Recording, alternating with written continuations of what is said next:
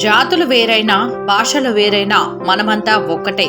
కులాలు వేరైనా, మతాలు వేరైనా మనమంతా భారతీయులమే. స్వాతంత్ర సమర యోధుల త్యాగాలను గుర్తు తెచ్చుకుంటూ మన దేశభక్తిని చాటుతూ సగర్వంగా మన భారతమాతకు వందనాలు తెలుపుకుందాం అంటూ బంధుమిత్రులకు, శ్రేయోభిలాషులకు, అధికారులకు, అనధికారులకు అందరికీ గణతంత్ర దినోత్సవ శుభాకాంక్షలు తెలుపుతున్న వారు Arun Kumar Tyagi, Sainik Samaj party chief, Telangana state.